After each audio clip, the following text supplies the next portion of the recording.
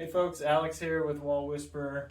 So again with this this kitchen remodel, this new wall coming up on the old house, the old build, the lathe and plaster.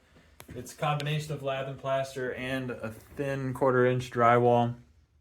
So in the construction and demolition process, even up here you can see up here we'll have to smooth that out and re-skim coat the ceiling when we get to that point. But for this corner part, we want a nice smooth corner, of course.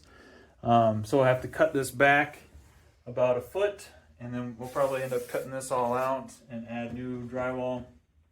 And again, we'll have to build it out so it's nice and even with the old dimension of lathe and plaster and drywall.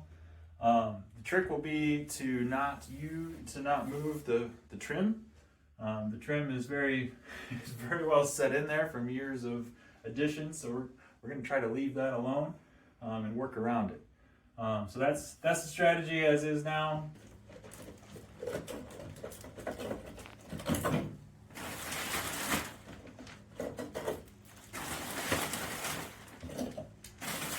So we took back the plaster and the thin drywall up about 1 foot, and so that's going to be a good transition. And then we left the laths on, so we'll just build off of that using the studs where they are.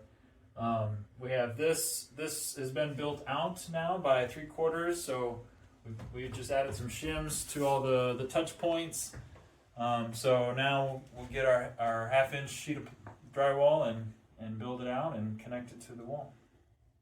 We shimmed it up and did a pretty good job to pull it back about 1 foot. We so far have not had to do anything with the trim, so that's great. And we made a 3/4 inch shim to match this height where it's now lathe and plaster and drywall over here. And so the last thing I'm going to do, we just put in this big piece and cut out for the electrical boxes. Last thing I'm going to do is do the final cut for what will be the doorway.